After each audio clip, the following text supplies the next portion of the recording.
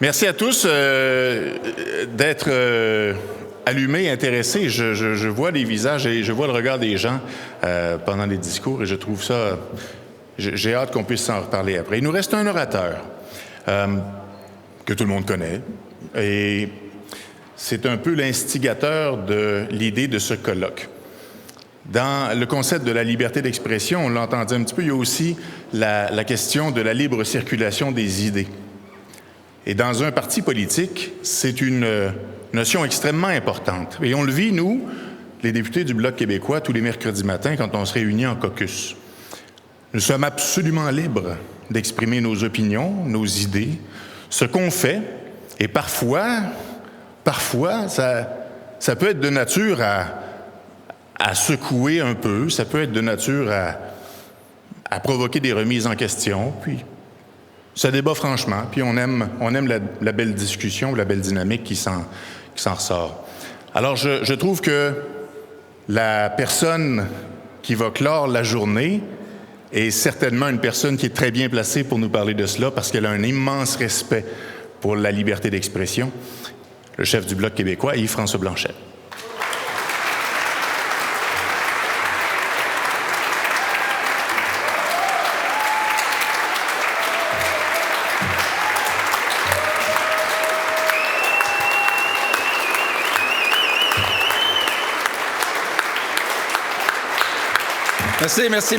Merci.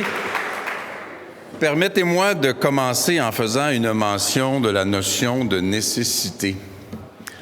Par un beau samedi après-midi de tout début juin, assurément un des plus beaux qu'on ait connus depuis au moins 6, 7, 8, 9 mois, pas mal de monde se sont rendus dans le Vieux-Montréal pour assister à un colloque passablement intellectuel, vertu qui n'a pas toujours le mérite qu'on devrait lui reconnaître, et qui y sont encore. Ça doit être qu'il y avait des gens qui avaient soif de ça.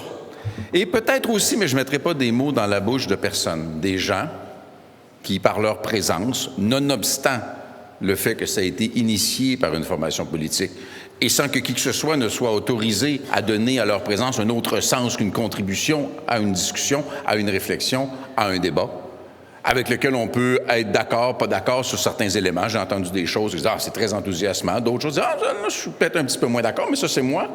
Et c'est un fondement même de ce forum de discussion que nous voulions créer. Peut-être y avait-il aussi une soif de tribune que peu de gens osent offrir, puis je ne nommerai pas de médias en particulier, à la pensée qui vient un peu à l'encontre d'un courant dont on se dira, sans faire de reproche à personne, qu'il est parfois même institutionnalisé dans des codes de comportement à l'intérieur même, par exemple, de l'appareil média. Ça existe. On a peut-être humblement contribué à libérer un peu une certaine parole qui soit celle d'une formation politique ou celle de gens qu'on a invités et dont auquel je tiens à exprimer ma profonde reconnaissance pour cette contribution à une réflexion qui est nécessaire et urgente.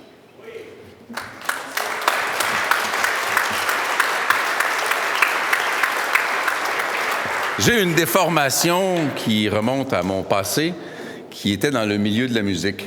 Vous savez, il y a un courant de pensée, il y a un courant de comportement surtout, qui a été vécu de façon assez dramatique dans les universités. On en a mentionné des exemples. Des gens qui se regroupent et choisissent de gérer des situations en dehors des institutions ou dans le déni des institutions, dans le déni d'un système évidemment imparfait. Et à l'extérieur de ce système, l'intimidation, que ce soit en personne, que ce soit par des collants sur une porte de prof, ou que ce soit par les réseaux sociaux dont le volume d'agression fait qu'éventuellement, tu n'as pas le choix des faux comptes fabriqués en série qui viennent agresser, qui fait que tu ne verras même pas ce que Martin Champoux a mis parce que tu ne te rendras pas parce que tu en as des centaines par jour. C'est comme une autre réalité. C'est intéressant ces discussions-là justement parce qu'il faut les faire. Les gens qui agissent à l'extérieur des institutions, il y a, permettez-moi, grave exagération, un côté un peu anarchiste là-dedans, activiste un peu. C'est correct qu'on en prenne acte. Lorsque ça vient de gens dont le confort personnel, matériel, potentiellement même intellectuel est garanti par cette institution même qu'ils peuvent ébranler, qu'ils peuvent défier à l'intérieur des règles d'une certaine éthique, ça me faisait penser, sans nommer personne, à cette œuvre magistrale de Luc Plamondon. J'aurais voulu être un artiste pour pouvoir être un anarchiste et vivre comme un millionnaire. C'est une grave exagération sur l'anarchiste et une importante exagération sur le millionnaire. Mais vous comprenez que le défi à une société dans une zone de confort, c'est pas la même chose que quelqu'un qui va, permettez-moi l'expression, mettre sa face sur le poteau. Ça commande pas la même chose. Changer l'institution pour l'améliorer n'est pas la même chose que l'action anonyme d'intimidation.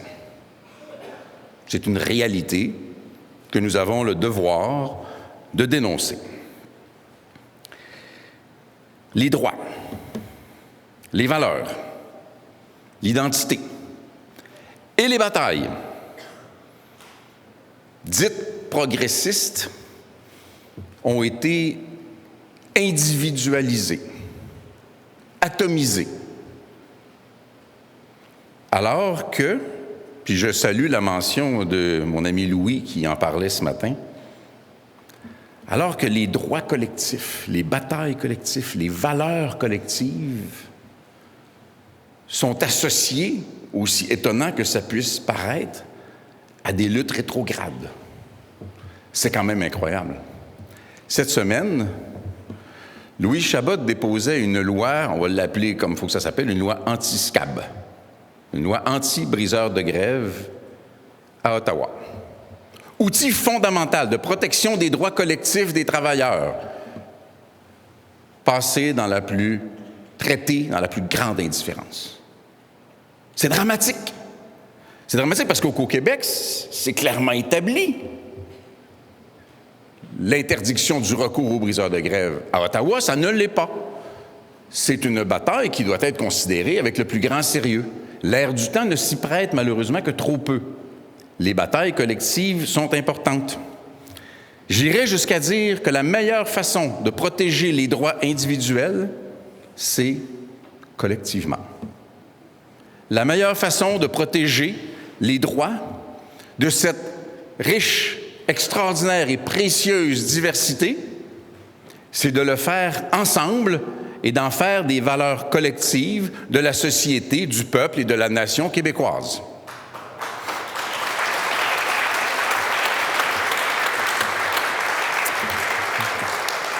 J'ai été un assez bref moment ministre de l'Environnement et j'agaçais terriblement, je pense que je gossais les gens avec ce que j'appelais toujours la connaissance et la science. Il faut prendre les décisions sur la base de la connaissance et de la science. Nos cégeps, et je salue aussi qu'on ait entré les cégeps et les collèges dans cette réflexion aujourd'hui, et nos universités, sont administrés par des gens qui sont les dépositaires de la méthode, qui ont comme devoir de s'assurer que les paramètres et l'encadrement de la recherche et de l'enseignement, parce qu'il se fait de la recherche beaucoup d'ailleurs au niveau collégial, se fassent dans le respect de la méthode scientifique, ce qui exclut bien sûr l'intervention idéologique dont l'intention est de dicter la conclusion d'une recherche sur la base de l'hypothèse et non pas sur la base de la conclusion ultime de cette recherche qui pourrait désavouer l'hypothèse. Les administrations de nos universités et de nos collèges ont le devoir de protéger les enseignants, les chercheurs et, ce faisant, les étudiantes et les étudiants. C'est la fonction et le devoir fondamental Et je ne nommerai personne, mais vous comprendrez qu'il y en a pour qui c'est un navrant échec. Il faut ressaisir cet enjeu-là fondamental. Dans cet esprit-là, je n'irai pas dans le détail, je n'interviendrai pas dans une législation québécoise. L'intention de la loi visant à protéger la liberté académique est salutaire. Y aura-t-il en effet des améliorations éventuelles? Tant mieux si c'est le cas. Rien n'existe qui ne soit pas perfectible, mais l'intention est salutaire. Il y a un certain nombre d'enjeux qu'on pourrait comparer à ça. Des enjeux qui sont profondément ancrés dans le désir des Québécoises et des Québécois d'affirmer, d'assumer, de mettre de l'avant, de vivre en fonction de ce qu'ils considèrent collectivement être. Il y a bien sûr l'enjeu de la langue, l'enjeu des valeurs dont la liberté académique est un exemple, l'enjeu de la laïcité des institutions de l'État qui s'exprime modestement dans ce cas-ci par le port de signes religieux. Des consensus assez larges dont on doit croire que l'État fédéral se prépare à les défier jusqu'en Cour suprême. Il faut que le Québec se donne l'outil d'un nationalisme fort. Il n'est pas certain qu'un nationalisme qui dit essentiellement « je veux ceci, j'exige cela, je refuse cette autre chose, sinon rien ». Le « sinon rien » ne saura jamais suffire.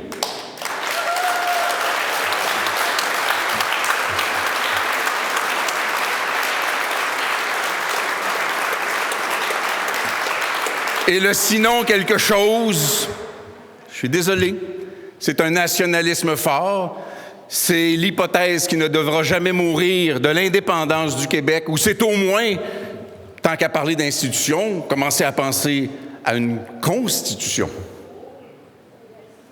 Est-ce qu'il n'y a pas de meilleur endroit pour commencer à coucher sur papier ces paramètres qui nous définissent et dont on parle sans jamais les rassembler dans cet outil fondateur qui ne dicte rien, mais qui permet tout?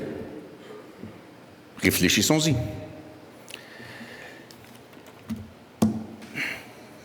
J'ai mentionné l'immigration, dans lequel dossier je souscris entièrement à la volonté de l'Assemblée nationale du Québec, ou d'un large consensus dans l'Assemblée nationale du Québec, de rassembler l'ensemble des pouvoirs, à l'exception, pour l'instant, des enquêtes de sécurité.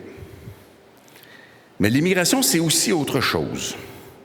Nous sommes confrontés à Ottawa à un gouvernement qui, par voie de règles institutionnelles, veut protéger les diversités. Nous en sommes, c'est précieux. Les diversités de genre, les diversités d'origine, les diversités de confession, de toute espèce de nature. Il établit des règles qui le font, par contre, de très mauvaise façon. On a mentionné en dictant des conclusions ou en excluant des gens. Pendant ce temps,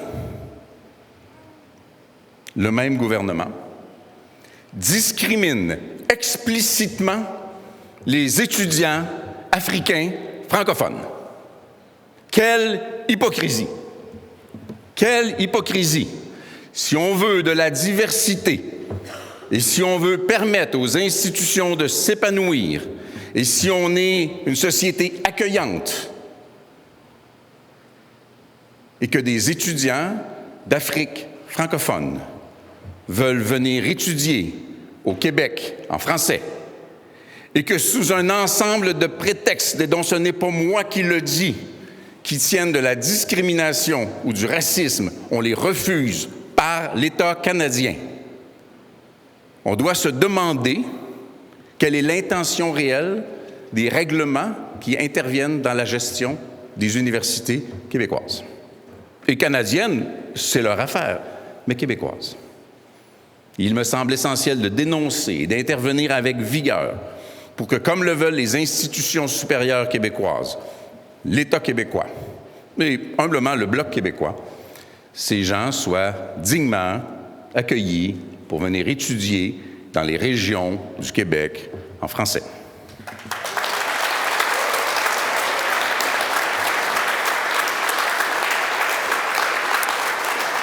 Imaginez,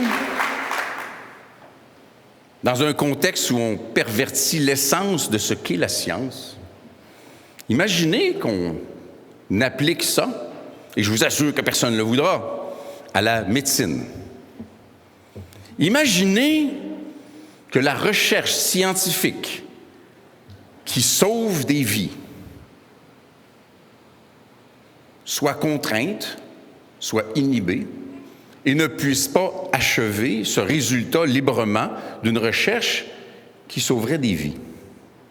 Les gens même qui veulent encadrer de façon pervertie la recherche et l'enseignement universitaire seraient les premiers à dire « OK, on va laisser faire, peux-tu sauver ma vie? » Une des pires choses qu'on puisse faire comme société, comme individu, c'est de se mentir à soi-même.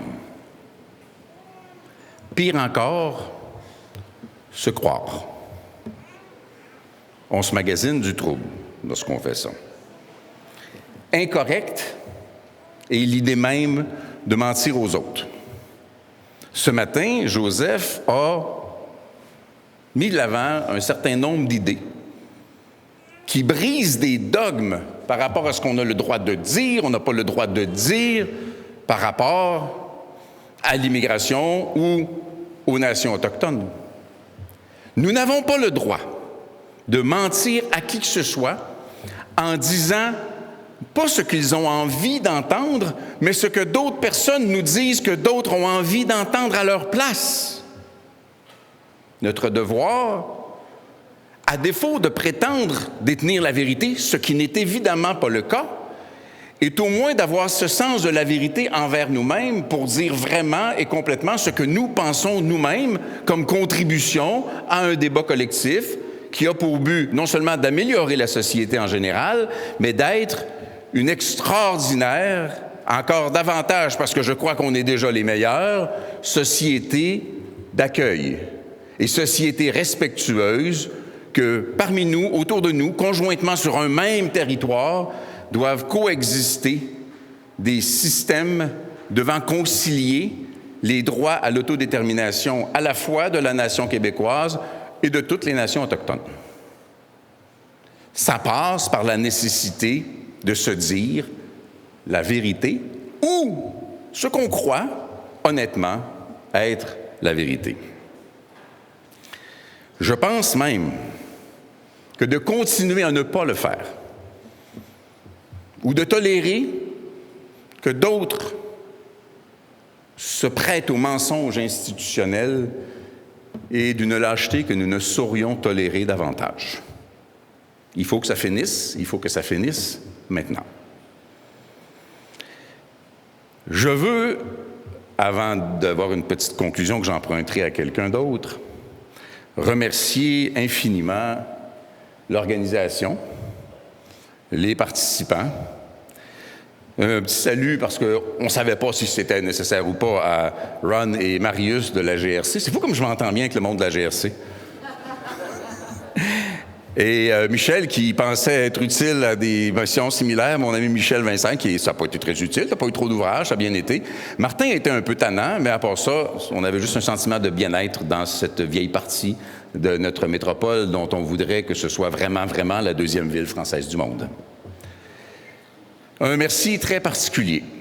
Et je vous invite à le faire avec beaucoup d'enthousiasme parce que c'était tout un défi. Il y a un mois est tombé sur le bureau d'un collègue et ami un dossier qui s'avérait aventureux. Et il s'est acquitté de la tâche avec un brio exceptionnel. Bravo, Martin.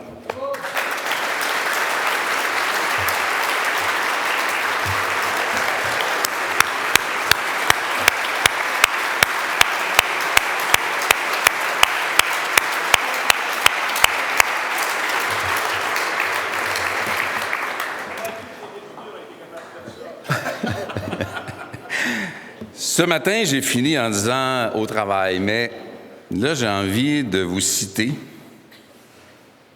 quelque chose qui est une phrase qui me semble résumer parfaitement bien nos travaux d'aujourd'hui. Une phrase que Joseph a donnée en réponse à un participant. « Juger est beaucoup plus facile que comprendre. » Joseph nous a sorti ça de même. Quelle phrase remarquable sur laquelle on pourrait méditer en profitant de ce qui restera de cette fort belle journée. Mais j'ai envie simplement de vous répéter, parce que ce n'est pas la fin de quelque chose, c'est à peine le début de quelque chose. J'ai envie de vous dire pareil comme ce matin. Au travail. Merci infiniment tout le monde et à très bientôt.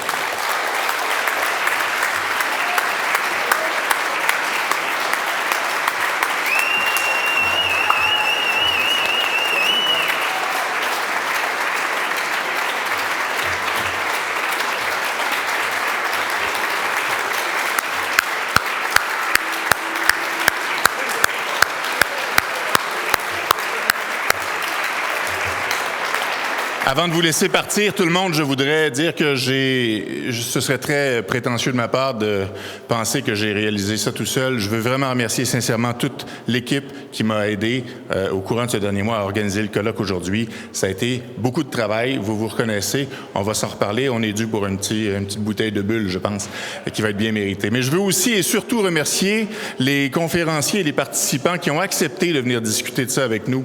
Ça a été grandement apprécié. Alors, Geneviève Tellier, Charles Leblanc, on a eu Louis-Philippe Lampron qui était là aussi cet après-midi, notre panel avec Nadia El-Mabrouk, on a eu, M. François Doucet qui était avec nous un petit peu plus tôt, ce matin, M. Facal, Mathieu Bock-Côté, le chef Yves-François, ça a été extrêmement enrichissant, j'ai trouvé ça très intéressant, j'espère que vous aussi, mais comme le disait, oui.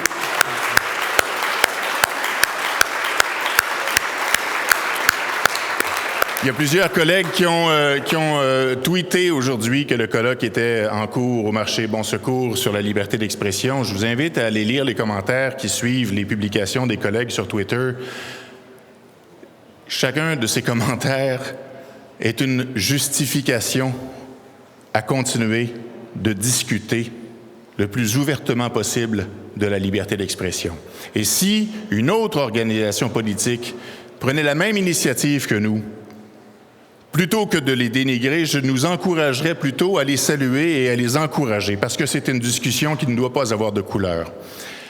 Et j'inviterais les conférenciers qui ont accepté à venir nous parler aujourd'hui à continuer d'accepter les invitations parce que le sujet est trop important. Merci beaucoup à tout le monde. Merci à tous. Bon retour. Bonne fin de samedi. À bientôt.